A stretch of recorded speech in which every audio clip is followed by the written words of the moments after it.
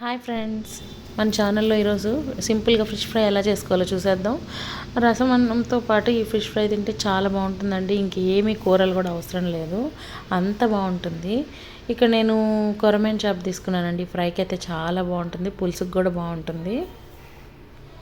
ముందు ముక్కలు శుభ్రంగా కడిగి పెట్టేసుకొని తర్వాత ఒక ప్లేట్లో మనం సాల్ట్, స్పూన్ అల్లం వెల్లుల్లి పేస్ట్, స్పైస్కి తగ్గట్టు ఒక 2 స్పూన్ల కారము, ఒక హాఫ్ స్పూన్ పసుపు, దాంట్లోనే మనం కొంచెం ఒక చెక్క నిమ్మరసం, ఒక స్పూన్ ధనియాల పొడి, ఒక స్పూన్ గరం మసాలా పొడి, మన చేపలకు పట్టాలంటే ఇదంతా ఒక 2 స్పూన్లు కార్న్ఫ్లోరు అన్నీ వేసేసుకొని అందులో ఒక 2-3 స్పూన్లు ఆయిల్ వేసేసుకొని బాగా కలిపేసుకోవాలి. ఆ తర్వాత ఫిషెస్కి 2 సైడ్లో పట్టించేసి ఒక 3 అవర్స్ వరకు నానబెట్టాలి. మనం అది ఫ్రిడ్జ్లో పెట్టుకుంటే ఇంకా టేస్టీగా ఉంటుందండి. ముక్క లోపల వరకు పట్టి చాలా బాగుంటుంది. తర్వాత మనం ఒక ప్యాన్ తీసుకొని అందులో కొంచెం ఆయిల్ వేసేసుకొని ఈ ఫిషెస్ అట్లా పెట్టేసుకొని మీడియం ఫ్లేమ్ కాకుండా హై ఫ్లేమ్ కాకుండా లో ఫ్లేమ్లో మనం ఒక సైడ్ బాగా కుక్ చేసుకోవాలి.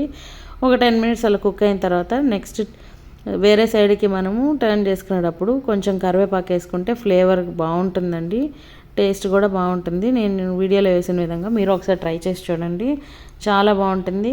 పైన క్రిస్పీగా లోపల సాఫ్ట్గా చాలా బాగుంటుంది. మీరు ట్రై చేసి చూడండి. మీకు కనుక నా వీడియో నచ్చితే లైక్ చేయండి, షేర్ చేయండి, సబ్స్క్రైబ్ చేయండి. Thank you for watching.